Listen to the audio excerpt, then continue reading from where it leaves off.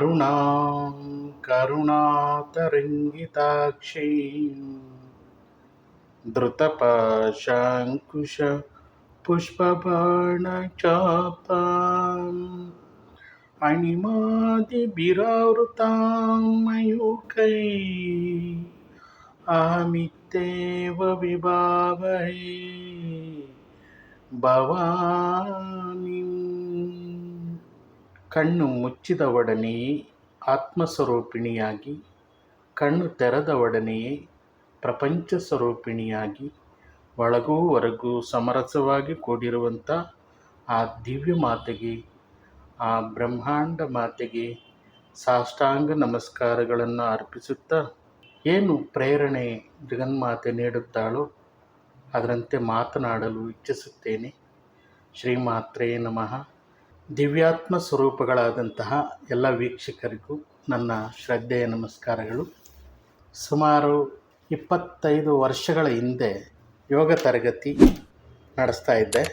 ಆ ಸಮಯದಲ್ಲಿ ಬೆಂಗಳೂರಿನ ಕೆಲವು ಬಡಾವಣೆಗಳಲ್ಲಿ ಉಚಿತವಾಗಿ ಧ್ಯಾನ ಶಿಬಿರಗಳನ್ನು ಮಾಡ್ತಾಯಿದ್ದೆ.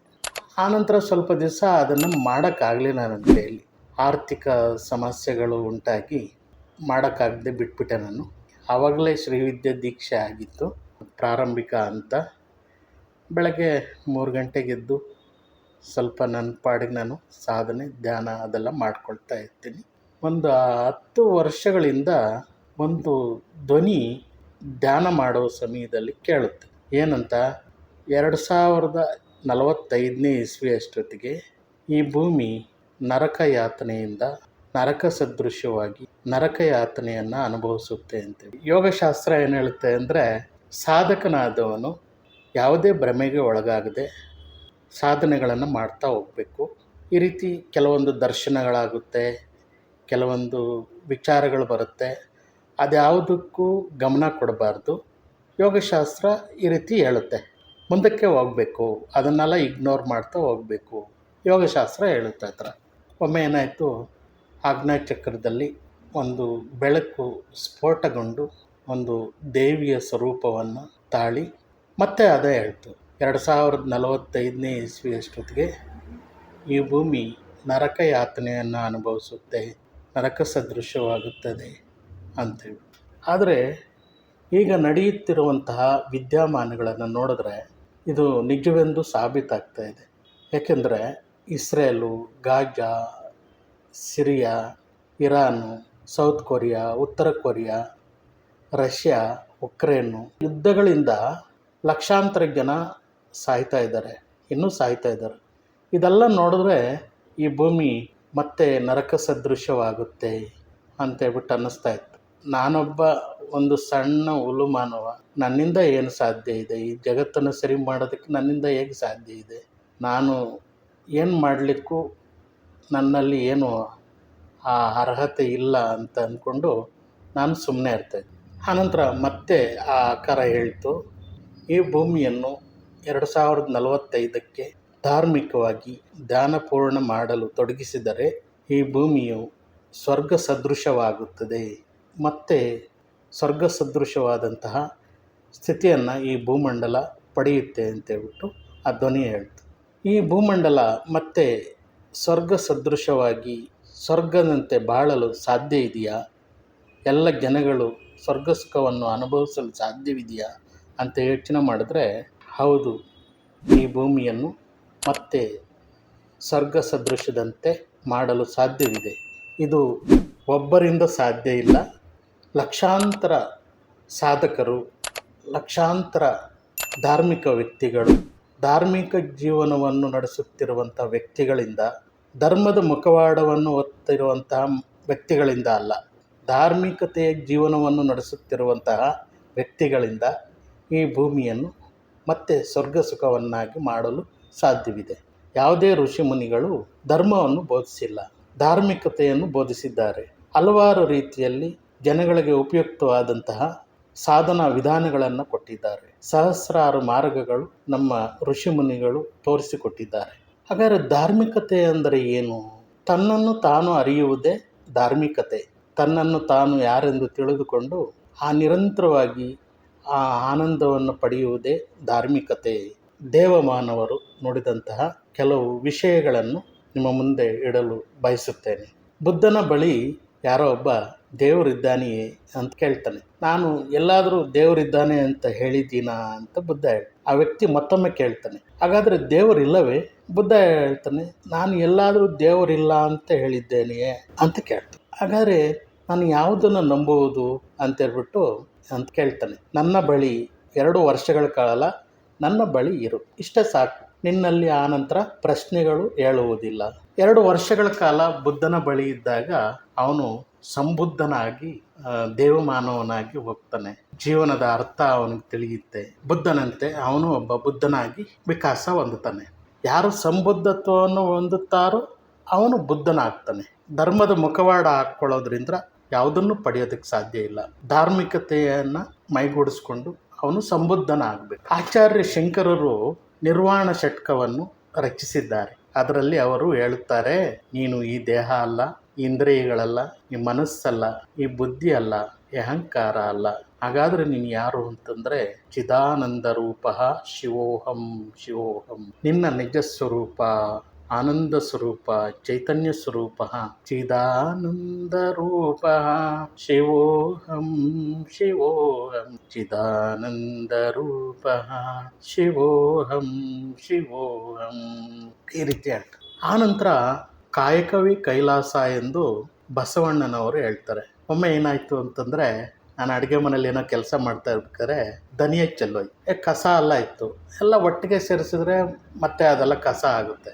ಅದನ್ನು ಒಂದೊಂದೇ ಕಾಳನ್ನು ಹಾಕಿ ಇನ್ನೊಂದು ಡಬ್ಬಕ್ಕೆ ಹಾಕಿದೆ. ಆ ರೀತಿ ಹಾಕುವಾಗ ಸಾಕಷ್ಟು ಸಮಯ ಹಿಡೀತು. ಮನಸ್ಸು ಏಕಾಗ್ರಗೊಂಡು ಏನೋ ಒಂದು ರೀತಿಯ ಆನಂದದ ಅನುಭವ ಆಯಿತು. ನಾವು ಮಾಡುವಂಥ ಪ್ರತಿಯೊಂದು ಕೆಲಸದಲ್ಲೂ ತನ್ಮಯತೆಯಿಂದ ಮನಸ್ಸನ್ನು ಇಟ್ಟು ಆ ಕೆಲಸವನ್ನು ಮಾಡಿದಾಗ ಅದು ಕೈಲಾಸವಾಗುತ್ತೆ. ಪ್ರತಿಯೊಂದು ಸಣ್ಣ ಸಣ್ಣ ಕೆಲಸವೂ ಸಹ ಆ ಒಂದು ಸ್ಥಿತಿಗೆ ಕರೆದುಕೊಂಡು ಹೋಗುತ್ತೆ. ಅಂದರೆ ಗಮನ ಇಟ್ಟು ಆ ಕೆಲಸವನ್ನು ಮಾಡಿದಾಗ ಅಲ್ಲಿ ಏಕಾಗ್ರತೆ, ಆನಂದ ಎಲ್ಲವೂ ಉಂಟಾಗುತ್ತೆ. ಅದಕ್ಕೆ ಕಾಯಕವೇ ಕೈಲಾಸ ಅಂದರು. ನಾವು ಮಾಡುವಂಥ ಸಣ್ಣ ಸಣ್ಣ ಕೆಲಸದಲ್ಲೂ ಸಹ ಆ ಕೈಲಾಸವನ್ನು, ಆ ಆನಂದವನ್ನು ಪಡೆಯೋದಕ್ಕೆ ಸಾಧ್ಯತೆ ಇದೆ. ಎಷ್ಟೊಂದು ಮಾರ್ಗಗಳಿದ್ದಾವೆ. ಶ್ರೀರಾಮಕೃಷ್ಣ ಪರಮಹಂಸರು ದಿವ್ಯ ಜೀವನವನ್ನು ನಡೆಸಿದವರು. ಅವರು ಹೇಳ್ತಾರೆ, ಅನೇಕ ವರ್ಷಗಳಿಂದ ಈ ಜೀವನವೆಂಬ ಮರದಲ್ಲಿ ಅನೇಕ ಪಾಪ ಪಕ್ಷಿಗಳು ಗೂಡು ಕಟ್ಟಿಕೊಂಡು ವಾಸ ಮಾಡ್ತಾ ಇದ್ದಾವೆ.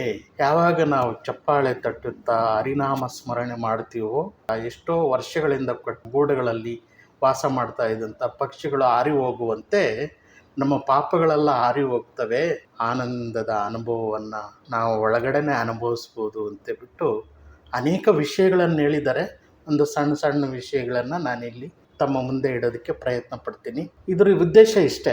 ಅನೇಕ ಮಾಸ್ಟರ್ಗಳು, ಅನೇಕ ಗುರುಗಳು, ಅನೇಕ ಧಾರ್ಮಿಕ ವ್ಯಕ್ತಿಗಳು ಧಾರ್ಮಿಕತೆಯನ್ನು ಬೋಧಿಸಬೇಕು. ಧರ್ಮವನ್ನು ಬೋಧಿಸೋದಲ್ಲ, ಧಾರ್ಮಿಕತೆಯನ್ನು ಬೋಧಿಸಬೇಕು.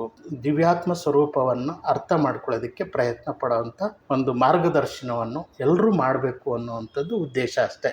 ಶಾರದಾ ಮಾತೆಯವರು ಹೇಳ್ತಾರೆ, ಮಗು ಭಗವಂತನಲ್ಲಿ ಶರಣಾಗುವುದರಿಂದ ವಿಧಿಯು ತಾನು ಬರೆದದ್ದನ್ನು ಮತ್ತೊಂದು ಕೈಯಿಂದ ಅಳಿಸಿ ಹಾಕುತ್ತೆ ಅಂತೇಳಿ. ಅಂದರೆ ಭಗವಂತನಲ್ಲಿ ಶರಣಾಗೋದು, ಆ ಭಗವಂತನಲ್ಲಿ ಶರಣಾಗುವುದರಿಂದ ವಿಧಿಯು ತಾನು ಬರೆದದ್ದನ್ನು ಮತ್ತೊಂದು ಕೈಯಿಂದ ಅಳಿಸಿ ಹಾಕುತ್ತೆ ಅಂತ ಅದ್ಭುತವಾದಂಥ ನುಡಿಗಳಿವು. ಇದನ್ನು ಅರ್ಥ ಮಾಡಿಕೊಂಡು ನಾವು ಭಗವಂತನಲ್ಲಿ ಶರಣಾಗೋದು, ನಮ್ಮ ಆತ್ಮವನ್ನು ನಾವು ಅರಿತುಕೊಳ್ಳುವಂಥದ್ದು, ನಮ್ಮ ದಿವ್ಯ ಸ್ವರೂಪವನ್ನು ಅರ್ಥ ಮಾಡಿಕೊಳ್ಳುವಂಥದ್ದು. ಈ ರೀತಿ ಧಾರ್ಮಿಕ ವ್ಯಕ್ತಿಯಾಗಿ ಬೆಳೆದಾಗ, ನಾವು ಧ್ಯಾನಪೂರ್ಣವಾದಾಗ ನಮ್ಮೊಳಗಡೆ ಆನಂದ ಸ್ವರೂಪವನ್ನು ನಾವು ಪಡೆಯಬಹುದು. ಶಿರಡಿ ಸಾಯಿಬಾಬಾ ಅವರು ಎಲ್ಲಿಯೂ ಯಾರಿಗೂ ದೀಕ್ಷೆಯನ್ನು ಕೊಟ್ಟೇ ಇಲ್ಲ. ಯಾವುದೇ ಕಟ್ಟುಪಾಡುಗಳನ್ನು ಅವರು ವಿಧಿಸಲಿಲ್ಲ ಭಕ್ತರಿಗೆ. ಅವರು ನೀನು ನನ್ನನ್ನು ನೋಡು, ನಾನು ನಿನ್ನನ್ನು ನೋಡುತ್ತೇನೆ ಅಂತ. ಎಂಥ ಒಂದು ದಿವ್ಯವಾದಂಥ ನುಡಿ ಅದು. ಅದಕ್ಕೆ ಜೆ ಕೃಷ್ಣಮೂರ್ತಿಯವರು ಅವರು ಸಹ ಒಬ್ಬರು ಫಿಲಾಸಫರ್. ಅವರು ಯಾವುದನ್ನು ನೋಡ್ತಾ ಇರ್ತೀನೋ ನಾನು, ಅದೇ ನಾನು ಆಗ್ತೀನಿ ಅಂತೇಳ್ಬಿಟ್ಟು ಅವ್ರು ಹೇಳ್ತಾರೆ. ಅಂದರೆ ನಾವು ಮೊಬೈಲ್ನಲ್ಲಿ ಯಾವುದೋ ಒಂದು ದೃಶ್ಯವನ್ನು ನೋಡ್ತೀವಿ, ನಾನು ನೋಡ್ತಾ ಆ ದೃಶ್ಯಗಳೇ ನಾನು ಆಗ್ಬಿಡ್ತೀನಿ. ಯಾವುದೋ ಒಂದು ಸೀರಿಯಲ್ ನೋಡ್ತಾ ಇರ್ತೀನಿ, ಆ ಸೀರಿಯಲ್ ನೋಡ್ತಾ ಇರೋವಂಥ ದೃಶ್ಯಗಳೇ ನಾವು ಆಗ್ಬಿಡ್ತೀವಿ. ಹಾಗಾಗಿ ನಾವು ಯಾವುದನ್ನು ನೋಡಿದ್ರೆ ನಮಗೆ ಆನಂದ ಉಂಟಾಗುತ್ತೆ, ಯಾವುದನ್ನು ನೋಡಿದ್ರೆ ನಮಗೆ ಆ ಒಂದು ದಿವ್ಯ ಸ್ವರೂಪದ ಅಡಿಗೆ ಕರೆದುಕೊಂಡು ಹೋಗುತ್ತೆ. ಅದನ್ನು ನಾವು ನೋಡಬೇಕು. ಯಾವುದನ್ನು ಚಿಂತಿಸ್ತವೋ ಅದೇ ನಾವು ಆಗ್ಬಿಡ್ತೀವಿ. ಕೆಲವೊಮ್ಮೆ ಯಾವುದನ್ನು ಯೋಚನೆ ಮಾಡ್ತಾ ಇರ್ತೀವೋ ಅದೇ ನಾವು ಆಗ್ಬಿಡ್ತೀವಿ. ಹಾಗಾಗಿ ಯಾವುದನ್ನು ಯೋಚನೆ ಮಾಡ್ತಾ ಇದ್ದೀನಿ, ಯಾವುದನ್ನು ಚಿಂತನೆ ಮಾಡ್ತಾ ಇದ್ದೀನಿ, ಯಾವುದನ್ನು ನೋಡ್ತಾ ಇದ್ದೀನಿ, ಯಾವುದನ್ನು ಕೇಳ್ತಾ ಇದ್ದೀನಿ ಅನ್ನೋ ಅಂಥದ್ದು ಪ್ರಜ್ಞೆ ನಮ್ಮೊಳಗಡೆ ಉಂಟಾಗಬೇಕು. ಹಾಗಾದಾಗ ಒಂದು ಅದ್ಭುತವಾದಂತಹ ಚಮತ್ಕಾರ ನಮ್ಮೊಳಗಡೆ ನಡೆಯುತ್ತೆ. ಇಲ್ಲ ಅಂದರೆ ಎಷ್ಟೋ ಜನ ಹುಡ್ತಾರೆ, ಎಷ್ಟೋ ಜನ ಸಾಯ್ತಾರೆ, ಅವರಲ್ಲಿ ನಾವು ಒಬ್ಬರು ಆಗ್ತೀವಿ. ಆ ಅರಿವನ್ನು ಜಾಗೃತಗೊಳಿಸ್ಕೊಂಡಾಗ ನಮ್ಮೊಳಗಡೆ ಅನೇಕ ರೀತಿಯ ಚಮತ್ಕಾರಗಳು ನಡೆಯುವಂಥದ್ದು ನಮಗೆ ಗೊತ್ತಾಗುತ್ತೆ. ರಮಣ ಮಹರ್ಷಿಗಳು ಒಬ್ಬರಿದ್ದರು ತಿರುವಣ್ಣಾಮಲೆಯಲ್ಲಿ. ಅವರು ಸಹ ಯಾವಾಗಲೂ ಮೌನದಲ್ಲೇ ಇರ್ತಾಯಿದ್ರು. ಅವರ ಜೀವನವನ್ನು ನೋಡಿದಾಗ, ಅವರ ಜೀವನ ಚರಿತ್ರೆಗಳನ್ನು ನೋಡಿದಾಗ ಯಾವಾಗಲೂ ಮೌನದಲ್ಲೇ ಇರ್ತಾಯಿದ್ರು. ಅವರು ನೀನು ಯಾರು ಎಂದು ಪ್ರಶ್ನೆ ಮಾಡ್ತಾ ನಿನ್ನ ಮನಸ್ಸಿನ ಆಳದಲ್ಲಿ ನೀನು ಹೋಗು, ನಾನು ಯಾರು ಅನ್ನೋ ಅಂಥದ್ದನ್ನು ಕರಗ್ತಾ ಮೌನದಲ್ಲಿ ಒಂದಾಗಿ ಆನಂದದಲ್ಲಿ ಒಂದಾಗುತ್ತೆ ಅಂತ ಹೇಳ್ಬಿಟ್ಟು ಅವರು ಹೇಳ್ತಾಯಿದ್ರು. ಯಾವಾಗಲೂ ನಾನು ಯಾರು ಅಂತ ಪ್ರಶ್ನೆ ಮಾಡ್ತಾ ಒಳಗೆ ನಾನು, ದೇಹ ನಾನಾ, ಈ ಇಂದ್ರಿಯಗಳು ನಾನಾ, ಈ ಮನಸ್ಸು ಅನ್ನೋದು ನಾನಾ, ಈ ಬುದ್ಧಿ ಅನ್ನೋ ಅಂಥದ್ದು ನಾನಾ, ಹಾಗಾದರೆ ನಾನು ಯಾರು ಅದನ್ನು ಪ್ರಶ್ನೆ ಮಾಡ್ತಾ ಹೋದರೆ ಅದು ನನಗೆ ಅರಿವಾಗುತ್ತೆ. ಒಂದು ದಿವಸ ಅದು ಮೌನದಲ್ಲಿ, ಅದು ಆನಂದದಲ್ಲಿ ಒಂದಾಗುತ್ತೆ. ಅದು ಎಲ್ಲ ಆಲೋಚನೆಗಳಿಂದ ಬಿಡಿಸ್ಕೊಂಡು ನನ್ನ ಅನಂತ ಆನಂದ, ಅನಂತ ಚೈತನ್ಯ ಸ್ವರೂಪದಲ್ಲಿ ಅದು ಒಂದಾಗುತ್ತೆ. ಅಂಥ ಒಂದು ದಿವ್ಯ ಸ್ಥಿತಿಗೆ ಕರೆದುಕೊಂಡು ಹೋಗುತ್ತೆ. ಇಂತಹ ಮಹಾತ್ಮರ ಆದರ್ಶಗಳನ್ನು ಪಾಲಿಸುತ್ತಾ ಅದನ್ನು ಮತ್ತೊಬ್ಬರಿಗೆ ವರ್ಗಾವಣೆ ಮಾಡುತ್ತಾ ಧಾರ್ಮಿಕತೆಯನ್ನು ಪ್ರತಿಯೊಬ್ಬರೂ ಅನುಸರಿಸಿದರೆ, ಧರ್ಮವನ್ನಲ್ಲ, ಧರ್ಮದ ಮುಖವಾಡವನ್ನು ಹೊತ್ತು ಅಲ್ಲ, ಧಾರ್ಮಿಕತೆಯನ್ನು, ಆಂತರ್ಯದ ಆನಂದವನ್ನು ಅನುಭವಿಸುತ್ತಾ ಸಾಗುವುದೇ ಧಾರ್ಮಿಕತೆ. ಈ ಧಾರ್ಮಿಕತೆಯಿಂದ ಈ ಭೂಮಿ ಮತ್ತೊಮ್ಮೆ 2045ನೇ ಇಸ್ವಿ ಅಷ್ಟೊತ್ತಿಗೆ ಮತ್ತೆ ಸ್ವರ್ಗವನ್ನಾಗಿ ಮಾಡೋದಕ್ಕೆ ನಮ್ಮಿಂದ ಸಾಧ್ಯತೆ ಇದೆ. ಸ್ವಾಮಿ ವಿವೇಕಾನಂದರು ಎದ್ದೇಳಿ, ನಿದ್ರೆ ಮಾಡಿದ ಸಾಕು, ಇನ್ನಾದರೂ ಎಚ್ಚೆತ್ತುಕೊಳ್ಳಿ ಅಂತೇಳ್ಬಿಟ್ಟು ಈ ಭೂಮಂಡಲವನ್ನೇ ಎಚ್ಚರಿಸುತ್ತಾ ಅವರ ಒಂದು ದಿವ್ಯ ಜೀವನವನ್ನು ಜಗತ್ತಿಗೆ ಕೊಟ್ಟು ಹೋಗಿದ್ದಾರೆ. ಅಂಥ ಒಂದು ವಿವೇಕಾನಂದರಂತಹ ಆದರ್ಶಗಳನ್ನು ನಾವು ಮೈಗೂಡಿಸ್ಕೊಂಡಾಗ ನಮ್ಮ ಜೀವನವೂ ಸಹ ಒಂದು ಉತ್ತಮ ಸ್ಥಿತಿಗೆ ಬರುತ್ತೆ, ಒಂದು ಆನಂದದ ಸ್ಥಿತಿಗೆ ಬರುತ್ತೆ. ಅಂಥ ಒಂದು ಜೀವನ ನಮ್ಮದಾಗಿಸ್ಕೊಬೇಕು. ಎಲ್ಲವೂ ಬಿಟ್ಟು ಸನ್ಯಾಸಿಯಾಗಿ ಹೋಗಬೇಕು ಅಂತೇನೂ ಇಲ್ಲ. ಆದರೆ ನನ್ನ ಒಳಗಡೆ ನಾನು ಧ್ಯಾನವನ್ನು, ನಾನು ಯಾರು ಅಂತ ತಿಳ್ಕೊಳ್ಳದೆ ಬದುಕು ನಡೆಸಿ ಸಾಯ್ತಾ ಇದ್ದೀನಿ, ಅಂದರೆ ಬದುಕು ನಡೆಸಿ ಹೋಗ್ತಾ ಇದ್ದೀನಿ. ಇದೊಂದು ಯಾತ್ರೆಗೆ ಬಂದಿದ್ದೇವೆ. ಈ ಯಾತ್ರೆ ಸುಗಮವಾಗಿ, ಆನಂದವಾಗಿ, ಸಮೃದ್ಧವಾಗಿ ಕಳಿಬೇಕು ಅಂತಂದರೆ ಮನುಷ್ಯನಿಗೆ ಧ್ಯಾನ, ಯೋಗ, ಜಪ, ತಪ ಇದೆಲ್ಲ ಬೇಕಾಗುತ್ತೆ. ಇದೆಲ್ಲವೂ ಜೋಡಿಸ್ಕೊಂಡಾಗ ಅವನು ಸ್ವರ್ಗದಂತಹ ಭೂಮಿಯನ್ನು ಸೃಷ್ಟಿ ಮಾಡಲಿಕ್ಕೆ ಸಾಧ್ಯತೆ ಇದೆ. ಯೋಗ ಮತ್ತು ಉಪನಿಷತ್ತಿನ ಸಾರವೆಲ್ಲ ತುಂಬಿರುವಂತಹ ಶ್ರೀ ಲಲಿತಾ ಸಹಸ್ರನಾಮದಲ್ಲಿ ನಮ್ಮ ಜೀವನವನ್ನು ಆತ್ಮನಿಂದ ಪರಮಾತ್ಮನ ಆಗುವವರೆಗೂ ಸಹ ಅಲ್ಲಿ ವಿಷಯಗಳು ಅಷ್ಟೊಂದು ಇದ್ದಾವೆ. ಅಲ್ಲಿ ವಶಿನ್ಯಾದಿ ವಾಗ್ದೇವತೆಗಳು ಇದರಲ್ಲಿ ರಚನೆ ಮಾಡಿದ್ದಾರೆ. ಎಂಥ ಅದ್ಭುತವಾದಂತಹ ರಚನೆ ಅಂದರೆ ಇದೊಂದು ಮಹಾಕಾವ್ಯ ಲಲಿತಾ ಸಹಸ್ರನಾಮ. ಈ ಲಲಿತಾ ಸಹಸ್ರನಾಮವನ್ನು ಮಾಡಿ ಧ್ಯಾನಿಸಿದರೆ ಸಾಕು, ಧಾರ್ಮಿಕತೆ ತನ್ನಿಂದ ತಾನೇ ನಿರ್ಮಾಣ ಆಗ್ತಾ ಹೋಗುತ್ತೆ. ಎಂಥ ಅದ್ಭುತವಾದಂತಹ ಜೀವನ ನಮ್ಮದಾಗುತ್ತೆ. ಆ ಲಲಿತಾ ಸಹಸ್ರನಾಮದಲ್ಲಿ ಅಂತಹ ವಿಶೇಷವಾದಂತಹ ನಿಗೂಢವಾದಂಥ ವಿಷಯಗಳಿದ್ದಾವೆ. ಅದನ್ನು ಚಿಂತಿಸುತ್ತಾ, ಅದನ್ನು ಧ್ಯಾನಿಸುತ್ತಾ, ಅದನ್ನು ಅರ್ಥ ಮಾಡಿಕೊಳ್ತಾ ನಾವು ಆ ಒಂದು ಸಹಸ್ರನಾಮವನ್ನು ಪಠನೆ ಮಾಡಬೇಕಾಗಿದೆ. ಈ ಲಲಿತಾ ಸಹಸ್ರನಾಮದಲ್ಲಿ ಅನೇಕ ಕುಂಡಲಿನಿ ವಿಷಯ ಬರುತ್ತೆ. ಪರಬ್ರಹ್ಮನ ಒಂದು ಸ್ಥಿತಿಯ ಆನಂದದ ಅನುಭವವನ್ನು ತಿಳಿಸುವಂಥ ಸನ್ನಿವೇಶಗಳು ಬರುತ್ತೆ. ಅನಂತರ ಯೋಗಶಕ್ತಿಯ ವಿಷಯಗಳು ಬರುತ್ತೆ. ಇದನ್ನೆಲ್ಲ ನಾವು ಹಿಂದೆ ಎಲ್ಲ ನೋಡಿದ್ದೇವೆ, ಯಾವ್ಯಾವ ನಾಮದಲ್ಲಿ ಎಷ್ಟೆಲ್ಲ ವಿಷಯಗಳು ಅಡಗಿದೆ ಅಂತೇಳ್ಬಿಟ್ಟು. ಕುಲ ಸಂಕೇತ ಪಾಲಿನಿ 91ನೇ ನಾಮ, ಕುಲ ಸಂಕೇತ ಪಾಲಿನಿ. ಈ ನಾಮದಲ್ಲಿ ಕುಲ ಎಂದರೆ ಜನಾಂಗ ಅಥವಾ ಕುಟುಂಬ. ಅವಳು ಕುಲ ಅಥವಾ ಅವಳ ಆರಾಧಕರ ಕುಟುಂಬದ ಗೌಪ್ಯತೆಯನ್ನು ರಹಸ್ಯವಾಗಿ ಕಾಪಾಡುತ್ತಾಳೆ. ಅವಳಿಗೆ ಸೇರಿದ ಎಲ್ಲವೂ ಪ್ರಕೃತಿಯಲ್ಲಿ ಅತ್ಯಂತ ರಹಸ್ಯವಾಗಿದೆ. ಉದಾಹರಣೆಗೆ ಅವಳ ಪಂಚದಶಿ, ಷೋಡಶಿ ಮಂತ್ರಗಳು, ಅವಳ ಕಾಮಕಲಾ ರೂಪ, ಅವಳ ಕುಂಡಲಿನಿ ರೂಪ ನವಾವರಣ ಪೂಜೆ ಎಂಬ ವಿಧಿ ಪೂಜೆ ಇತ್ಯಾದಿ ಅವೆಲ್ಲವೂ ಸಹ ಅವಳ ಕಾಮಕಲಾರೂಪ ಮತ್ತು ಪಂಚದಶಿ ಮಂತ್ರವು ಪ್ರಕೃತಿಯಲ್ಲಿ ಅತ್ಯಂತ ರಹಸ್ಯವಾಗಿದೆ. ಕುಲಾಂಗನ 92ನೇ ನಾಮ. ಅವಳು ಪರಿಶುದ್ಧ ಸ್ತ್ರೀಯರ ಕುಟುಂಬದಿಂದ ಬಂದವಳು. ಅಂತಹ ಮಹಿಳೆಯರು ತಾವು ಬಂದು ವಂಶದ ಗೌರವವನ್ನು ರಕ್ಷಿಸುತ್ತಾರೆ ಮತ್ತು ಅವರ ಗಂಡನ ಕುಟುಂಬ ವಂಶಾವಳಿಯನ್ನು ಸಹ ರಕ್ಷಿಸುತ್ತಾರೆ. ಮತ್ತೊಂದು ವ್ಯಾಖ್ಯಾನದಲ್ಲಿ ಇಂತಹ ಮಹಿಳೆಯರನ್ನು ಸಾರ್ವಜನಿಕವಾಗಿ ಎಲ್ಲೂ ನೋಡಲಾಗುವುದಿಲ್ಲ. ಲಲಿತಾಂಬಿಕಾ ಇಂತಹ ಸ್ತ್ರೀಯರಲ್ಲಿ ಸರ್ವೋತ್ತಮಳಾಗಿದ್ದಾಳೆ.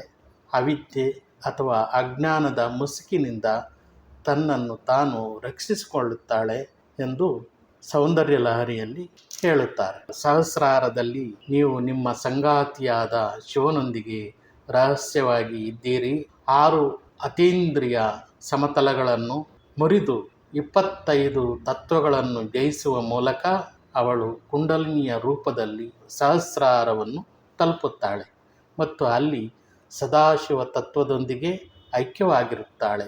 ಈ ಐಕ್ಯತೆಯನ್ನು ಸಾಧಕ್ಯ ತತ್ವ ಎಂದು ಕರೆಯಲ್ಪಡುವ ಪ್ರತ್ಯೇಕ ತತ್ವವೆಂದು ಪರಿಗಣಿಸಲಾಗಿದೆ. ಈ ತತ್ವವನ್ನು ಪರಬ್ರಹ್ಮ ಸ್ಥಿತಿ ಎಂದು ಸಹ ಕರೆಯಲಾಗುತ್ತದೆ. ಸದಾಶಿವನೊಂದಿಗೆ ಲಲಿತಾಂಬಿಕೆಯ ಸಂಪೂರ್ಣ ಗುರುತಾಗಿದೆ. ಈ ಹಂತವನ್ನು ತಾದಾತ್ಮ್ಯ ಎಂದು ಕರೆಯಲಾಗುತ್ತದೆ. ಶ್ರೀವಿದ್ಯಾ ಧಾರ್ಮಿಕ ವಿಧಿ ಪೂಜೆಯನ್ನು ಅತ್ಯಂತ ರಹಸ್ಯವೆಂದು ಪರಿಗಣಿಸಲಾಗಿದೆ. ಈ ಆಚರಣೆಯನ್ನು ನವಾವರಣ ಪೂಜೆ ಎಂದು ಕರೆಯಲಾಗುತ್ತದೆ. ಇದನ್ನು ಸರಿಯಾದ ರೀತಿಯಲ್ಲಿ ನಡೆಸಿದರೆ ಈ ಪೂಜೆಯನ್ನು ಮಾಡುವ ವ್ಯಕ್ತಿಗೆ ಅದು ಖಂಡಿತವಾಗಿಯೂ ಭೂಮಿಯ ಮೇಲಿನ ಎಲ್ಲವನ್ನು ದಯಪಾಲಿಸುತ್ತಾಳೆ ಜಗನ್ಮಾತೆ. ಇಂದು ನಡೆಸಲಾಗುವ ಹೆಚ್ಚಿನ ನವಾವರಣ ಪೂಜೆಗಳು ಆಡಂಬರದ್ದಾಗಿರುತ್ತೆ ಮತ್ತು ದುರಾಭಿಮಾನಕ್ಕಾಗಿ ಮಾತ್ರ ನಡೆಸಲಾಗುತ್ತದೆ. ಲಲಿತಾಂಬಿಕೆಯ ಆರಾಧನೆಯಲ್ಲಿ ಆಡಂಬರ ಮತ್ತು ಅಹಂಕಾರಕ್ಕೆ ಸ್ಥಾನವಿಲ್ಲ. ಕುಲಾಂತಸ್ಥ 93ನೇ ನಾಮ. ಕುಲ ಎಂದರೆ ಧರ್ಮಗ್ರಂಥಗಳು. ಅನೇಕ ಬೇರೆ ಬೇರೆ ರೀತಿಯಲ್ಲಿ ವಶನ್ಯಾದಿ ವಾಗ್ದೇವತೆಗಳು ಒಂದೊಂದು ನಾಮಕ್ಕೂ ಒಂದೊಂದು ಅರ್ಥವನ್ನು ಇಟ್ಟಿದ್ದಾರೆ. ಕುಲ ಎಂದರೆ ಧರ್ಮ ಗ್ರಂಥಗಳು ಎಂದು. ಅವಳು ಈ ಗ್ರಂಥಗಳ ಮಧ್ಯದಲ್ಲಿ ನೆಲೆಸಿದ್ದಾಳೆ. ಈ ನಾಮವು ಪ್ರಾಯಶಃ ಅಕ್ಷರಗಳ ದೇವತೆಯಾದಂತಹ ದೇವಿ ಸರಸ್ವತಿಯನ್ನು ಅರ್ಥೈಸಬಹುದು, ಏಕೆಂದರೆ ಅವಳು ಎಲ್ಲ ಧರ್ಮ ಗ್ರಂಥಗಳಿಗೆ ಮೂಲ ರೂಪವಾಗಿದ್ದಾಳೆ. ಇದರ ಅರ್ಥ ಬೆನ್ನೂರಿ ಮತ್ತು ಸುಷುಮ್ನ ಕೇಂದ್ರ, ಬೆನ್ನೂರಿ ಮತ್ತು ಸುಷುಮ್ನ, ಮತ್ತು ಇದನ್ನು ಕುಲದ ಮಾರ್ಗ ಎಂದು ಕರೆಯುತ್ತಾರೆ. ನಾಮ 90ರಲ್ಲಿ ಅವಳು ತಿಳಿದುಕೊಳ್ಳಲು ಯೋಗ್ಯವಾದ ರೂಪದಲ್ಲಿರುತ್ತಾಳೆ. ಅವಳು ಕುಲದ ಜ್ಞಾನದ ವಸ್ತು. ಕುಲ ಎಂದರೆ ಶಕ್ತಿ. ಶಕ್ತಿಯು ಎಲ್ಲೆಲ್ಲೂ ಅಂದರೆ ಸರ್ವವ್ಯಾಪಿತ್ವ. ಈ ಸನ್ನಿವೇಶವನ್ನು ಕೇನೋ ಉಪನಿಷತ್ತಿನಲ್ಲಿ ಪ್ರತಿಬೋಧ ವಿದಿತಂ ಎಂದು ಚೆನ್ನಾಗಿ ವಿವರಿಸಲಾಗಿದೆ. ಇದರರ್ಥ ಸಾಧಕರ ಪ್ರಜ್ಞೆಯ ಎಲ್ಲ ಹಂತಗಳಲ್ಲಿ ತಿಳಿದಿದೆ. ಕೌಲ ಆರಾಧನೆಯು ಶಾಕ್ತ ವಿಧಾನದ ಅಡಿಯಲ್ಲಿ ತಾಂತ್ರಿಕ ಪೂಜೆಯಾಗಿದೆ. ಶಕ್ತಿಯನ್ನು ಪೂಜಿಸುವ ವಿಧಾನಗಳನ್ನು ಶಾಕ್ತ ಪೂಜೆ ಎಂದು ಕರೆಯಲಾಗಿದೆ. ಅವಳು ಈ ಪೂಜೆಯ ಕೇಂದ್ರವಾಗಿರುವುದರಿಂದ ಅವಳನ್ನು ಕೌಲಿನಿ ಎಂದು ಕರೆಯುತ್ತಾರೆ. ಸರ್ವವ್ಯಾಪಕತೆ ಎಲ್ಲೆಡೆ ಪೂಜಿಸುವುದರಿಂದ ಅವಳನ್ನು ಕೌಲಿನಿ ಎಂದು ಕರೆಯಲಾಗುತ್ತದೆ. ತಂತ್ರಶಾಸ್ತ್ರವು ಶಕ್ತಿಯನ್ನು ಕುಲ ಮತ್ತು ಶಿವನನ್ನು ಅಕುಲ ಎಂದು ವ್ಯಾಖ್ಯಾನಿಸುತ್ತಿದೆ ಮತ್ತು ಅವಳನ್ನು ಕುಂಡಲಿನಿ ಎಂದು ಕರೆಯುತ್ತಾರೆ. ಈ ಐಕ್ಯತೆಯು ಸಹಸ್ರಾರದಲ್ಲಿ ನಡೆಯುತ್ತದೆ. ಕೆಲವು ತಂತ್ರ ಗ್ರಂಥಗಳಲ್ಲಿ 1000 ದಳದ ಕಮಲದ ಕೆಳಗೆ ಇನ್ನೂ ಒಂದು 1000 ದಳದ ಕಮಲವಿದೆ ಎಂದು ಉಲ್ಲೇಖವಾಗಿದೆ. 2ನೇ ಸಹಸ್ರಾರದ ಮಧ್ಯದಲ್ಲಿ ಕುಲದೇವಿಯನ್ನು ಪೂಜಿಸಲಾಗುತ್ತದೆ ಮತ್ತು ದಳಗಳಲ್ಲಿ ಕುಲಶಕ್ತಿಯನ್ನು ಪೂಜಿಸಲಾಗುತ್ತದೆ. ಕೌಲಿನಿ ಎಂದರೆ ಕುಲದೇವಿ, ಒಬ್ಬರ ವಂಶದ ದೇವತೆ. ಅಂದರೆ ಪ್ರತಿಯೊಬ್ಬರಿಗೂ ಒಂದು ಕುಲದೇವತೆ ಅನ್ನುವಂಥದ್ದು ಇರುತ್ತೆ. ಆ ಕುಲದೇವತೆಯನ್ನು ಯಾವಾಗಲೂ ಪೂಜಿಸ್ತಾ ಇತ್ತು ಅಂದರೆ ಆ ಕುಲದೇವತೆ ಆ ಕುಲವನ್ನು ಸಂರಕ್ಷಣೆ ಮಾಡುತ್ತೆ ಅಂತೇಳ್ಬಿಟ್ಟು ಇದರ ಅರ್ಥ. ವಾಗ್ದೇವಿಯರಲ್ಲಿ ಒಬ್ಬರಾದಂತಹ ಈ ಸಹಸ್ರನಾಮದ ಲೇಖಕರನ್ನು ಕೌಲಿನಿ ಎಂದು ಕರೆಯಲಾಗುತ್ತದೆ. ಚಕ್ರಗಳ ಬಾಹ್ಯ ಪೂಜೆ ಬಹುಶಃ ಶ್ರೀಚಕ್ರವನ್ನು ಕೌಲಿನಿ ಎಂದು ಕರೆಯಲಾಗುತ್ತದೆ. ಕೌಲ ಎಂದರೆ ಮಾನಸಿಕ ಆರಾಧನೆ. ಇಷ್ಟೊಂದು ಬೇರೆ ಬೇರೆ ರೀತಿಯಲ್ಲಿ ಇವರೆಲ್ಲ ವಿವರಣೆ ಮಾಡ್ತಾ ಹೋಗ್ತಾರೆ ನೋಡಿ. ಅಲ್ಲಿ ಅವಳಿಗೆ 6 ಚಕ್ರಗಳಲ್ಲಿ ಮಾನಸಿಕ ಪೂಜೆಯನ್ನು ಅರ್ಪಿಸುವುದು ಎಂದರ್ಥ. ಯೋಗದಿಂದ ಮಾತ್ರ ಮಾನಸಿಕ ಪೂಜೆಯನ್ನು ಮಾಡಬಹುದು. ಯೋಗ ಸಾಧನೆಯಿಂದ ಮಾತ್ರ ಮಾನಸಿಕ ಪೂಜೆಯನ್ನು ಮಾಡಬಹುದು. ಕುಲ ಎಂದರೆ ಮೂಲಾಧಾರ ಎಂದು ಅರ್ಥವೂ ಇದೆ ಮತ್ತು ಅಕುಲ ಎಂದರೆ ಸಹಸ್ರಾರ ಎಂದು ಅರ್ಥ. ಅವುಗಳ ನಡುವಿನ ಸಂಪರ್ಕವನ್ನು ಯೋಗದ ವಿಧಾನಗಳಿಂದ ಮಾತ್ರ ಸ್ಥಾಪಿಸಬಹುದು. ಅದಕ್ಕಾಗಿ ಅವಳನ್ನು ಕುಲಯೋಗಿನಿ ಎಂದು ಕರೆಯುತ್ತಾರೆ. ಅಕುಲ 96ನೇ ನಾಮ. ಅವಳು ವಂಶಾವಳಿಯನ್ನು ಹೊಂದಿಲ್ಲ, ಆದ್ದರಿಂದ ಅಕುಲ ಎಂದು ಕರೆಯುತ್ತಾರೆ ಅವಳನ್ನು. ಅವಳು ಶಿವನಿಂದ ರಚಿಸಲ್ಪಟ್ಟವಳು. ಶಿವನೇ ಸೃಷ್ಟಿಯನ್ನು ಮಾಡಿದ್ದು ಜಗನ್ಮಾತೆಯನ್ನ, ಆದ್ದರಿಂದ ಯಾವುದೇ ಪೋಷಕರಿಲ್ಲ ಅವಳಿಗೆ, ಜಗನ್ಮಾತೆಗೆ. ಅಕುಲ ಎಂದರೆ ಕುಲವನ್ನು ಮೀರಿ 6 ಚಕ್ರಗಳು. ಅಕುಲ 6 ಚಕ್ರಗಳನ್ನು ಮೀರಿದೆ, ಅಂದರೆ ಸಹಸ್ರಾರವನ್ನು ಮೀರಿದೆ. ಸುಷುಮ್ನ 2 ತುದಿಗಳಲ್ಲಿ 2 ಕಮಲಗಳನ್ನು ಹೊಂದಿವೆ. 1000 ದಳಗಳನ್ನು ಹೊಂದಿರುವಂತಹ ಸಹಸ್ರಾರ ಚಕ್ರ ಮೇಲ್ಭಾಗದಲ್ಲಿ ಅಕುಲ ಸಹಸ್ರಾರ ಎಂದು ಕರೆಯಲಾಗುತ್ತದೆ. ಅವಳು ಅಲ್ಲಿ ನೆಲೆಸಿರುವುದರಿಂದ ಅವಳನ್ನು ಅಕುಲ ಎಂದು ಕರೆಯುತ್ತಾರೆ. ಕುಲ ಸಹಸ್ರ ಎಂದರೆ 4 ದಳಗಳನ್ನು ಹೊಂದಿರುವಂತಹ ಮೂಲಾಧಾರ ಚಕ್ರ. ನಾಮ 90ರಿಂದ 96ರವರೆಗೆ 7 ಸಂದರ್ಭಗಳಲ್ಲಿ ಕುಲ ಎಂಬ ಒಂದೇ ಪದವನ್ನು ಹೇಗೆ ಬಳಸಲಾಗಿದೆ ಎಂಬುದನ್ನು ಗಮನಿಸಬಹುದು. ಇದರ ಸೌಂದರ್ಯವೇನೆಂದರೆ, ನಾಮ 90 ಅಮೃತದ ರುಚಿಯನ್ನು ಇಷ್ಟಪಡುತ್ತದೆ ಎಂದು ಹೇಳುವ ಮೂಲಕ ಮತ್ತು ನಾಮ 96 ಅವಳು ಕುಲವನ್ನು ಮೀರಿದೆ ಎಂದು ಹೇಳುವ ಮೂಲಕ ಕೊನೆಗೊಳ್ಳುತ್ತದೆ. ಸಮಯಾಂತಸ್ಥ 96ನೇ ನಾಮ. ಅವಳು ಸಮಯ ಸಿದ್ಧಾಂತದ ಕೇಂದ್ರ. ಸಮಯ ಎಂದರೆ ಆಂತರಿಕ ಅಥವಾ ಮಾನಸಿಕ ಪೂಜೆ. ಕುಲ ಎಂದರೆ ಬಾಹ್ಯ ಪೂಜೆ. ಬಾಹ್ಯ ಆಚರಣೆಗಳಿಗಿಂತ ಮಾನಸಿಕ ಆರಾಧನೆ ಹೆಚ್ಚು ಶಕ್ತಿಶಾಲಿ. ಆಂತರಿಕ ಪೂಜೆಯನ್ನು 5 ಮಹಾನ್ ಋಷಿಗಳು ಪಾಲಿಸುತ್ತಾರೆ. ವಶಿಷ್ಠ, ಶುಕ, ಸನಕ, ಸನಂದನ, ಸನತ್ಕುಮಾರರು ಒತ್ತಿ ಹೇಳಿದ್ದಾರೆ. ಅವರು ಆಂತರಿಕ ಪೂಜೆಗೆ ಕಾರ್ಯವಿಧಾನಗಳನ್ನು ಸೂಚಿಸಿದ್ದಾರೆ ಮತ್ತು ಅವರ ಬರಹಗಳನ್ನು ತಂತ್ರಪಂಚಕ ಎಂದು ಕರೆಯಲಾಗುತ್ತದೆ. ಅಂದರೆ 5 ತಂತ್ರಗಳು ಎಂದು ಇದರ ಅರ್ಥ. ಈ ನಾಮವು ಶಿವ ಮತ್ತು ಶಕ್ತಿಯ ನಡುವಿನ ಸಮಾನತೆಯನ್ನು ಒತ್ತಿ ಹೇಳುತ್ತದೆ. ಈ ಸಮಾನತೆಯನ್ನು 5 ತಲೆಗಳ ಅಡಿಯಲ್ಲಿ ವರ್ಗೀಕರಿಸಲಾಗಿದೆ. ಸಂಸ್ಕೃತದ ವ್ಯಾಕರಣದ ಪ್ರಕಾರ ಶಿವನನ್ನು ಸಮಯ ಎಂದು ಕರೆಯಲಾಗುತ್ತದೆ ಮತ್ತು ಶಕ್ತಿಯನ್ನು ಸಮಯ ಎಂದು ಕರೆಯಲ್ಪಡುತ್ತದೆ. 5 ಪಟ್ಟು ಸಮಾನತೆಗಳು. 1. ಶ್ರೀಚಕ್ರದಲ್ಲಿ ಲಿಂಗ ರೂಪದಲ್ಲಿ ಪೂಜಿಸುವಂತಹ ಪೂಜಾ ಸ್ಥಳದ ಸಮಾನತೆಯ ವಿಷಯದಲ್ಲಿ ಶ್ರೀಚಕ್ರ ಕೇಂದ್ರ ಬಿಂದುವಿನಲ್ಲಿ ಇಬ್ಬರನ್ನು ಪೂಜಿಸಲಾಗುತ್ತದೆ. ಕುಂಡಲಿನಿಯ ಅತೀಂದ್ರಿಯ ಚಕ್ರಗಳಲ್ಲಿಯೂ ಸಹ ಅವರನ್ನು ಪೂಜಿಸಲಾಗುತ್ತದೆ. ಶಕ್ತಿಯು ಸಹಸ್ರಾರದಲ್ಲಿ ಶಿವನೊಂದಿಗೆ ಐಕ್ಯಲಾಗುತ್ತಾಳೆ. ಶ್ರೀಚಕ್ರ ಆರಾಧನೆಯು ಹೆಚ್ಚಾಗಿ ಬಾಹ್ಯವಾಗಿದೆ ಮತ್ತು ಕುಂಡಲಿನಿ ಆರಾಧನೆಯು ಯಾವಾಗಲೂ ಆಂತರಿಕವಾಗಿರುತ್ತದೆ. ಸೃಷ್ಟಿ, ಸ್ಥಿತಿ, ಪ್ರಳಯ ಕಾಲಗಳಲ್ಲಿ ವಿಷಯದಲ್ಲಿ ಇವೆರಡರ ನಡುವೆ ಸಮಾನತೆ ಇರುವುದರಿಂದ ಅವುಗಳ ಕಾರ್ಯಗಳು ಒಂದೇ ಆಗಿರುತ್ತದೆ. ಅವರನ್ನು ಬ್ರಹ್ಮಾಂಡದ ತಂದೆ ತಾಯಿ ಎಂದು ಕರೆಯಲಾಗುತ್ತದೆ. ಯಾವುದೇ ಸಂದರ್ಭದಲ್ಲಿ ಅವರಿಬ್ಬರನ್ನು ಬೇರ್ಪಡಿಸಲಾಗುವುದಿಲ್ಲ. ಶಿವಶಕ್ತೈಕ್ಯರೂಪಿಣಿ ಲಲಿತಾಂಬಿಕಾ ಎಂದು ಹೇಳಲಾಗುತ್ತದೆ. 3. ನೃತ್ಯದಂತಹ ಕ್ರಿಯೆಗಳ ವಿಷಯದಲ್ಲಿ ಅವರ ನೃತ್ಯದ ಮಹತ್ವವನ್ನು ನಂತರದ ನಾಮಗಳಲ್ಲಿ ಚರ್ಚಿಸಲಾಗುವುದು. ಮಹಿಳೆ ನೃತ್ಯ ಮಾಡುವಾಗ ಅದನ್ನು ನಾಟ್ಯ ಎಂದು ಕರೆಯಲಾಗುತ್ತದೆ ಮತ್ತು ಪುರುಷ ನೃತ್ಯ ಮಾಡುವಾಗ ಅದನ್ನು ತಾಂಡವ ಎಂದು ಕರೆಯಲಾಗುತ್ತದೆ. ಶಿವತಾಂಡವ ಸುಪ್ರಸಿದ್ಧ. 4. ಭೈರವಿ, ಭೈರವ ಮುಂತಾದ ಹೆಸರುಗಳ ವಿಷಯದಲ್ಲಿ ಪರಮೇಶ್ವರ ಮತ್ತು ಪರಮೇಶ್ವರಿ, ರಾಜರಾಜೇಶ್ವರ ಮತ್ತು ರಾಜರಾಜೇಶ್ವರಿ, ಶಿವ ಮತ್ತು ಶಿವೆ, ಲಲಿತೆಯನ್ನು ಶಿವೆ ಎಂದು ಕರೆಯಲಾಗುತ್ತದೆ. ಕಾಮೇಶ್ವರ ಮತ್ತು ಕಾಮೇಶ್ವರಿ ಇತ್ಯಾದಿ. ಶಿವ ಎಂದಾಗ ಅದು ಶಿವ ಎಂದರ್ಥವಲ್ಲ, ಅಲ್ಲಿ ಶಕ್ತಿಯನ್ನು ಸಹ ಅವನು ಸ್ಮರಿಸುತ್ತಾನೆ ಎಂದರ್ಥ.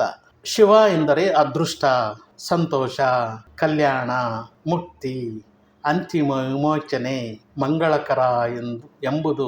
ಮಂಗಳಕರ ಎಂದರೆ ಶಿವನ ಶಕ್ತಿ, ಅವರ ಮೈಬಣ್ಣ, ಅವರ ಆಯುಧಗಳು ಇತ್ಯಾದಿ ರೂಪಗಳ ಪರಿಭಾಷೆಯಲ್ಲಿ ಬಳಸಬೇಕಾದ ಸಾಯುಕ್ತತೆ. ಲಲಿತೆಯ ಕೆಂಪು ಬಣ್ಣದಲ್ಲಿ ಕಾಣಿಸಿಕೊಳ್ಳುತ್ತಾಳೆ. ಲಲಿತಾ ಶಿವನ ಪಕ್ಕದಲ್ಲಿ ಅಥವಾ ಶಿವನ ಮಡಿಲಲ್ಲಿ ಕುಳಿತಾಗ ಶಿವನ ಪಾರದರ್ಶಕ ಸ್ಫಟಿಕದ ಮೈಬಣ್ಣವು ಈ ವೈಭವ ದೃಶ್ಯವನ್ನು ಇದನ್ನು ಉದಯಿಸುತ್ತಿರುವಂತಹ ಸೂರ್ಯನಿಗೆ ಹೋಲಿಸಲಾಗಿದೆ. ಈ ದೃಶ್ಯವು ಶಿವನಿಗಿಂತ ಶಕ್ತಿಯು ಹೆಚ್ಚು ಪ್ರಬಲವಾಗಿದೆ ಎಂದು ತೀರ್ಮಾನಕ್ಕೆ ಕಾರಣವಾಗಬಹುದು. ಏಕೆಂದರೆ ಇಬ್ಬರೂ ಸಹ ಒಂದೇ ಥರದ 4 ಶಸ್ತ್ರಾಸ್ತ್ರಗಳನ್ನು ಹೊಂದಿರುತ್ತಾರೆ. ಶಿವ ಮತ್ತು ಶಕ್ತಿಯನ್ನು ಒಟ್ಟಿಗೆ ಪೂಜಿಸುವುದು ಯಾವಾಗಲೂ ಸೂಕ್ತವಾಗಿದೆ, ಅಥವಾ ಧ್ಯಾನದಲ್ಲಿ ಅವರನ್ನು ಎಂದಿಗೂ ಬೇರ್ಪಡಿಸಬಾರದು. ವಿಷ್ಣುವನ್ನು ಪೂಜಿಸುವಾಗಲೂ ಸಹ ಲಕ್ಷ್ಮಿಯನ್ನು ಎಂದಿಗೂ ಬೇರ್ಪಡಿಸಬಾರದು. ಆಚರಣೆಗಳು ವಿಧಗಳಾಗಿವೆ. ವಾಮಾಚಾರ ಎಂದು ಕರೆಯಲ್ಪಡುವ ಅಶುದ್ಧ ಮತ್ತು ಶುದ್ಧ ದಕ್ಷಿಣಾಚಾರ. ಕೌಲ ಮಾರ್ಗವು ಸಾಮಾನ್ಯವಾಗಿ ಶಕ್ತಿಯನ್ನು ಪೂಜಿಸುವವರನ್ನು ಮತ್ತು ನಿರ್ದಿಷ್ಟವಾಗಿ ವಾಮಾಚಾರದ ಅನುಯಾಯಿಗಳೆಂದು, ಅಂದರೆ ವಾಮಾಚಾರ ಪದ್ಧತಿ. ಸಮಯಾಚಾರ ತತ್ಪರ 98ನೇ ನಾಮ. ಮೂಲಾಧಾರ ಚಕ್ರದಿಂದ ಪ್ರಾರಂಭವಾಗುವಂತಹ ಕುಂಡಲಿನಿಯ ಚಕ್ರಗಳಲ್ಲಿ ಲಲಿತೆಯನ್ನು ಪೂಜಿಸುವುದು ಸಮಯಾಚಾರ ಎಂದು ಕರೆಯಲ್ಪಡುತ್ತದೆ.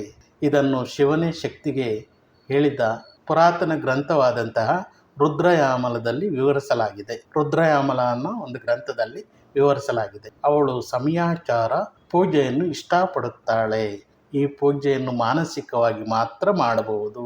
ಗುರುವಿನಿಂದ ದೀಕ್ಷೆ ಪಡೆಯುವುದು ಈ ಪೂಜೆಯ ಮೊದಲ ಮೆಟ್ಟಿಲು. ಇದನ್ನು ಗುರುಗಳು ಶಿಷ್ಯನಿಗೆ ಬೋಧಿಸುತ್ತಾರೆ. ಗುರುವಿನ ದೀಕ್ಷೆಯು ಕುಂಡಲಿನಿಯನ್ನು ಮೂಲಾಧಾರದಿಂದ 6 ಚಕ್ರಗಳಿಗೆ ಏರುವಂತೆ ಮಾಡುತ್ತದೆ. ಗುರುವು ತನ್ನ ಶಿಷ್ಯನಿಗೆ ಪ್ರತಿ ಹಂತದಲ್ಲಿ, ಪ್ರತಿ ಚಕ್ರದಲ್ಲಿ ಮಾರ್ಗದರ್ಶನ ನೀಡುತ್ತಾನೆ. ಮೂಲಾಧಾರ ಚಕ್ರದಲ್ಲಿ ಜಗನ್ಮಾತೆಯು ಸೂಕ್ಷ್ಮ ರೂಪದಲ್ಲಿ ಇರುತ್ತಾಳೆ. ಆಕೆಯನ್ನು ಆ ಚಕ್ರದಲ್ಲಿ ಮುಂದಿನ ಉನ್ನತ ಚಕ್ರಕ್ಕೆ ಕರೆದೊಯ್ಯಲಾಗುತ್ತದೆ. ಆಕೆಯು ಆ ಹಂತದಲ್ಲಿ ಕಾಮಕಲಾ ರೂಪದಲ್ಲಿ ಇರುತ್ತಾಳೆ. ಆಕೆಯು ಅವಳಿಗೆ ಸಂಬಂಧಿಸಿದ ಎಲ್ಲವೂ ಕೆಂಪು ಬಣ್ಣದ್ದಾಗಿರುತ್ತದೆ. ಕೆಂಪು ಬಣ್ಣದಿಂದ ಅಲಂಕೃತಳಾಗಿರುತ್ತಾಳೆ. ಈ ಹಂತದಲ್ಲಿ ಸಾಧಕನ ಸ್ಥೂಲ ದೇಹದಲ್ಲಿ ಕೆಲವು ಬದಲಾವಣೆಗಳು ಸಂಭವಿಸುತ್ತದೆ. ಈ ಚಕ್ರದಲ್ಲಿ ಆಕೆಗೆ ಅರ್ಘ್ಯ, ಪಾದ್ಯ ಇತ್ಯಾದಿಗಳನ್ನು ನೀಡಲಾಗುತ್ತದೆ ಮತ್ತು ಅವಳು ಸಾಧಕನಿಂದ ಮಾಡಿದ ಕಾಣಿಕೆಗಳನ್ನು ಸ್ವೀಕರಿಸುತ್ತಾಳೆ. ಅನಂತರ ಆಕೆಯನ್ನು ನಾಮ 3ರಲ್ಲಿ ಚರ್ಚಿಸಲಾಗಿರುವಂತಹ ಸಿಂಹಾಸನ, ಮೂಲಾಧಾರ ಚಕ್ರದಲ್ಲಿ ಸಿಂಹಾಸನದಲ್ಲಿ ಅಲಂಕರಿಸಲಾಗುತ್ತದೆ. ಈ ಚಕ್ರದಲ್ಲಿ ಅವಳು ಸೂಕ್ಷ್ಮ ರೂಪದಲ್ಲಿ ಇರುತ್ತಾಳೆ. ಕುಂಡಲಿನಿ ಶಕ್ತಿಯು ನಾಭಿ ಚಕ್ರದಿಂದ ಮಾತ್ರ ಕುಂಡಲಿನಿ ಎಂಬ ಹೆಸರನ್ನು ಪಡೆಯುತ್ತದೆ. ಈ ಚಕ್ರದಿಂದ ಅವಳು ತುಂಬ ಶಕ್ತಿಶಾಲಿಯಾಗುತ್ತಾಳೆ. ಇದು ಒಳಗೊಳಗೆ ನಡೆಯುವಂತಹ ಮಾನಸಿಕ ಪೂಜೆ ಎಂಬುದು ನೆನಪಿನಲ್ಲಿಡಬೇಕು. ನಂತರ ಅವಳನ್ನು ಹೃದಯ ಚಕ್ರಕ್ಕೆ ಅಥವಾ ಅನಾಹತ ಚಕ್ರಕ್ಕೆ ಕರೆದೊಯ್ಯಲಾಗುತ್ತದೆ. ಅಲ್ಲಿ ಆಕೆಗೆ ವಿಳೆದೆಲೆಯನ್ನು ನೀಡಲಾಗುತ್ತದೆ. ಕರ್ಪೂರ ವಿತ್ತಿಕ 26ನೇ ನಾಮದಲ್ಲಿ ಕೇಳಿದ್ದೀವಿ ನಾವು. ಆ ಒಂದು ಪರಿಮಳಯುಕ್ತವಾದಂತಹ ತಾಂಬೂಲವನ್ನು, ವಿಳೆದೆಲೆಯನ್ನು ಅಲ್ಲಿ ನೀಡಬೇಕಾಗುತ್ತದೆ. ನಂತರ ಅವಳನ್ನು ವಿಶುದ್ಧ ಚಕ್ರಕ್ಕೆ ಕರೆದೊಯ್ಯಲಾಗುತ್ತದೆ. ಅಲ್ಲಿ ಆರತಿಯೊಂದಿಗೆ ಪೂಜಿಸಲಾಗುತ್ತದೆ. ಶುದ್ಧವಾದ ತುಪ್ಪದಿಂದ ಬೆಳಗಿದಂತಹ ವಿವಿಧ ರೀತಿಯ ದೀಪಗಳನ್ನು ಅರ್ಪಿಸಲಾಗುವುದು. ಅಂತಹ ಪ್ರತಿಯೊಂದು ಆರತಿಗೂ ಸಹ ತನ್ನದೇ ಆದಂತಹ ಮಹತ್ವ ಇರುತ್ತದೆ. ಉದಾಹರಣೆಗೆ ಪಂಚಾರತಿ ಎಂದರೆ ಪಂಚಭೂತಗಳು ಪೂರ್ಣಕುಂಭ. ಆರತಿ ಎಂದರೆ ಎಲ್ಲವೂ ಸಂಪೂರ್ಣತೆಯಿಂದ ಸೃಷ್ಟಿಯಾಗಿದೆ ಮತ್ತು ಎಲ್ಲವೂ ಸಮಗ್ರತೆಯಲ್ಲಿ ವಿಲೀನವಾಗುತ್ತದೆ ಎಂಬುದನ್ನು ಸೂಚಿಸುತ್ತದೆ. ವಿಶುದ್ಧ ಚಕ್ರದಿಂದ ಆಜ್ಞಾ ಚಕ್ರಕ್ಕೆ ಕರೆದೊಯ್ಯಲಾಗುತ್ತದೆ. ಕರ್ಪೂರದಿಂದ ಬೆಳಗಿದಂತಹ ಆರತಿ, ಕರ್ಪೂರದ ಆರತಿಯಿಂದ ಜಗನ್ಮಾತೆಯನ್ನು ಆಜ್ಞಾ ಚಕ್ರದಲ್ಲಿ ಆರಾಧಿಸಲಾಗುತ್ತದೆ, ಪೂಜಿಸಲಾಗುತ್ತದೆ. ಕರ್ಪೂರದ ಆರತಿಯಿಂದ ಅವಳನ್ನು ಸಂತೃಪ್ತಿಗೊಳಿಸಲಾಗುತ್ತದೆ. ಕರ್ಪೂರ ಆರತಿಗೆ ಬಹಳ ಮಹತ್ವವಿದೆ. ಅವಳು ಸಿಹಿ ವಾಸನೆಯ ಹೂಗಳು ಮತ್ತು ಸುಗಂಧ ದ್ರವ್ಯಗಳ ಮಾಲೆಗಳಿಂದ ಅಲಂಕರಿಸಲ್ಪಟ್ಟಿದ್ದಾಳೆ ಮತ್ತು ಸುಗಂಧ ದ್ರವ್ಯಗಳ ಮಾಲೆಯಿಂದ ಅಲಂಕರಿಸಲ್ಪಟ್ಟಿದ್ದಾಳೆ. ಈ ಹಂತದಲ್ಲಿ ಆಕೆಯನ್ನು ವಧುವಿನಂತೆ ಬಿಂಬಿಸಬೇಕು. ನಂತರ ಅವಳನ್ನು ಸಹಸ್ರಾರಕ್ಕೆ ಕರೆದೊಯ್ಯಲಾಗುತ್ತದೆ. ಅಲ್ಲಿ ಶಿವನು ಅವಳಿಗಾಗಿ ಕಾಯುತ್ತಾ ಇರುತ್ತಾನೆ. ಅವಳು ಸಹಸ್ರಾರವನ್ನು ಪ್ರವೇಶಿಸಿದಾಗ ಅವರ ಸುತ್ತಲೂ ಮುಸುಕು ಹಾಕಲಾಗುತ್ತದೆ ಮತ್ತು ಸಾಧಕ ಅವಳ ಮರಳುವಿಕೆಗಾಗಿ ಕಾಯುತ್ತಾ ಇರುತ್ತಾನೆ. ಸಹಸ್ರಾರದಿಂದ ಹಿಂತಿರುಗಿದ ನಂತರ ಅವಳನ್ನು ಮರಳಿ ಮೂಲಾಧಾರ ಚಕ್ರಕ್ಕೆ ಕರೆದೊಯ್ಯಲಾಗುತ್ತದೆ. ಅವಳು ಈ ರೀತಿಯ ಪೂಜೆಯನ್ನು ಇಷ್ಟಪಡುತ್ತಾಳೆ. ಅಂತರ್ಮುಖ ಸಮಾರಾಧ್ಯ, ಬಹಿರ್ಮುಖ ಸುದುರ್ಲಭ. ಅಂದರೆ ಹೊರಗಡೆ ಸಿಗೋದಿಲ್ಲ ಜಗನ್ಮಾತೆ, ನಮ್ಮ ಆಂತರ್ಯದಲ್ಲಿದ್ದಾಳೆ ಅಂತ ಅರ್ಥ. ಕುಂಡಲಿನಿ ಧ್ಯಾನವನ್ನು ಇಲ್ಲಿ ಹೈಲೈಟ್ ಮಾಡಲಾಗಿದೆ. ಶಕ್ತಿಯು ಮಾತ್ರ ಒಬ್ಬನನ್ನು ಪರಬ್ರಹ್ಮನಾದಂತಹ ಶಿವನ ಬಳಿಗೆ ಕರೆದೊಯ್ಯಬಲ್ಲಳು. ಈ ನಾಮಕ್ಕೆ ಇನ್ನೊಂದು ಅರ್ಥ ವಿವರಣೆ ಸಾಧ್ಯ. ಕುಂಡಲಿನಿಯು ಜೀವಾತ್ಮ ಅಥವಾ ಆತ್ಮವನ್ನು ಪ್ರತಿನಿಧಿಸುತ್ತದೆ. ಪರಮಾತ್ಮನೊಂದಿಗೆ ಜೀವಾತ್ಮವು ವಿಲೀನವನ್ನು ಈ ನಾಮದಲ್ಲಿ ಚರ್ಚಿಸಲಾಗಿದೆ. ಕುಂಡಲಿನಿ ಸಹಸ್ರಾರವನ್ನು ತಲುಪಿದರೆ ಮಾತ್ರ ವಿಮೋಚನೆ ಸಂಭವಿಸುತ್ತದೆ ಎಂದು ಹೇಳಲಾಗುತ್ತದೆ. ಈ ಸಮಯಾಚಾರ ಪೂಜೆಯ ಪುನರಾವರ್ತನೆಯ ಅಭ್ಯಾಸವು ಬ್ರಹ್ಮದೊಂದಿಗೆ ಶಾಶ್ವತವಾಗಿ ಉಳಿಯಲು ಅವಕಾಶವಿದೆ. ಇಂತಹ ಸಾಧನೆಯನ್ನು ಜಗನ್ಮಾತೆ ಇಷ್ಟಪಡ್ತಾಳೆ. ಯಾವಾಗ ಈ ಜೀವಾತ್ಮ ಆ ಪರಮಾತ್ಮನೊಂದಿಗೆ ಐಕ್ಯವಾಗುತ್ತೋ ಆನಂದದ ಅನುಭವ, ದಿವ್ಯ ಆನಂದದ ಅನುಭೂತಿ ಉಂಟಾಗುತ್ತೆ. ಅಂಥ ಒಂದು ಸ್ಥಿತಿಯು ನಿಮ್ಮೆಲ್ಲರಿಗೂ ಸಿಗಲಿ ಅಂತ ಭಾವಿಸ್ತಾ ಈ ಒಂದು ಸಂಚಿಕೆಯನ್ನು ಇಂದು ಪೂರ್ಣಗೊಳಿಸುತ್ತಿದ್ದೇನೆ. ಓಂ ಸರ್ವೇ ಜನೋ ಸುಖಿನೋ ಭವಂತು, ಸಮಸ್ತ ಸನ್ಮಂಗಳಾನಿ ಭವಂತು. ಓಂ ಶಾಂತಿ ಶಾಂತಿ ಶಾಂತಿ.